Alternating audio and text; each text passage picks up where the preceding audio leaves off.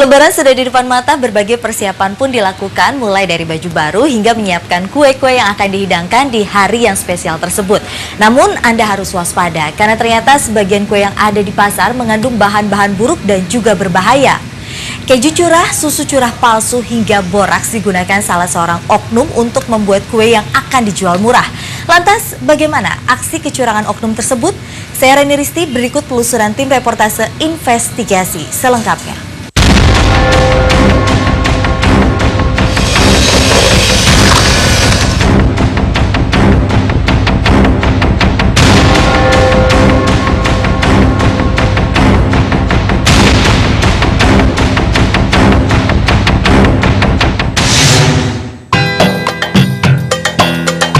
Lebaran tinggal hitung hari. Persiapan dilakukan dengan membuat kue-kue lebaran. Jika tak sempat membuat sendiri, kue-kue kering untuk lebaran bisa dibeli di pasaran. Harganya pun bervariasi, mulai dari Rp30.000 hingga Rp80.000 per toplesnya. Kastengel dan putri salju pun jadi primadona. Namun perbedaan harga itulah yang membuat kami curiga. Kami, tim reportase investigasi, kemudian menemukan salah satu penjual kue lebaran menjual kuenya dengan harga yang murah. Nama sang penjual kami samarkan menjadi Pipin. Pipin mengaku bisa menekan harga kue keringnya dengan cara menggunakan bahan kimia berbahaya dan bahan tidak layak. Bertahun-tahun Pipin menjadi pedagang kue dadakan di kala hari raya. Mulai dari kastengel, nastar, putri salju, dan kue-kue lainnya. Untuk setiap toples, ia menjual seharga Rp20.000 hingga Rp40.000. Harganya kan takutnya kemahalan. Terus saya kan untungnya lebih gede, 150. Iya, modalnya 145. Bisa jadi 20 juga bisa. Kami kemudian diajak Pipin untuk berbelanja bahan-bahan untuk membuat kue kastengel dan putri salju. Kayak terigu, susu, keju biasa, sama mentega, telur, sama pijar, pengawet. Repotnya, Pipin mendapatkan pijer atau boraks di toko bahan-bahan kue. Padahal harusnya pijer atau boraks atau bleng tidak dijual di toko bahan makanan. Demi menguji kebenaran perkataan Pipin, kami membeli sendiri bahan-bahan pembuat kue curah yang ada di pasar. Bahan seperti tepung terigu, mentega, susu bubuk, selai, bubuk coklat, essence, dan lain-lain. Kenapa bisa murah, Pak? Tergantung kualitas sama mereknya. Kalau rasanya itu beda nggak, Pak? Yang murah sama yang mahal itu beda.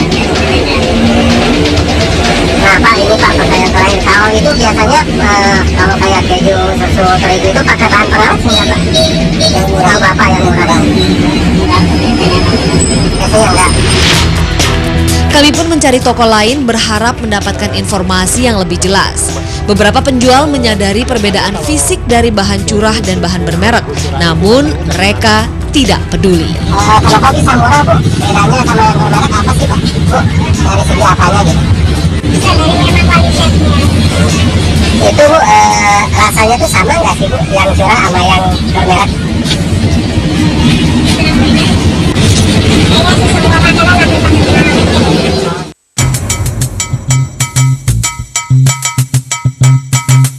Para pedagang umumnya tahu mana bahan yang berkualitas baik dan yang tidak. Namun sama seperti Pipin, pengetahuan itu tidak menghentikan mereka untuk berbuat curang. Dari warna sama dari rasa. Rasanya agak-agak pahit gitu. Terus warnanya agak putih-putih. Kalau yang di kilo, kalau yang bagus itu kan yang udah kuning. Terus enak aja.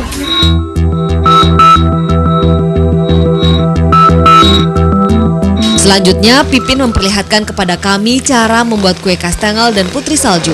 Pertama, untuk kue kastengel, adonan telur dan mentega diaduk.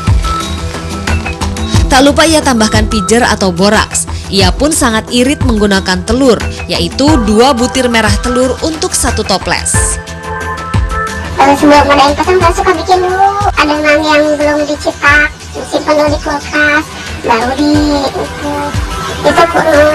ya dibuat ada kesusahan.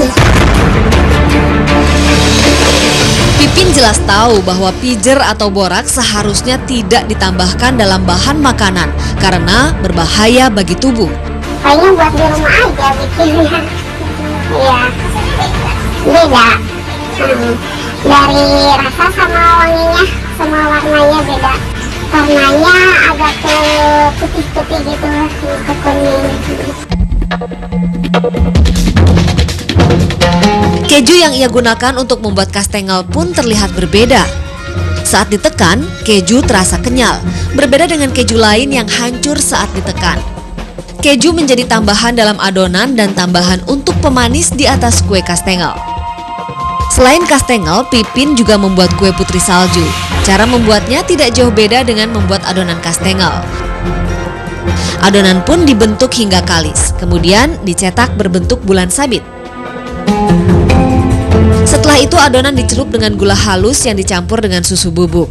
Sekilas susu bubuk curah ini memang mirip dengan susu bubuk lainnya. Namun susu curah ini bukan susu biasa.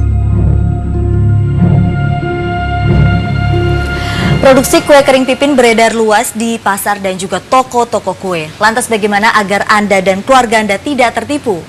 Jangan kemana-mana, reportase investigasi segera kembali.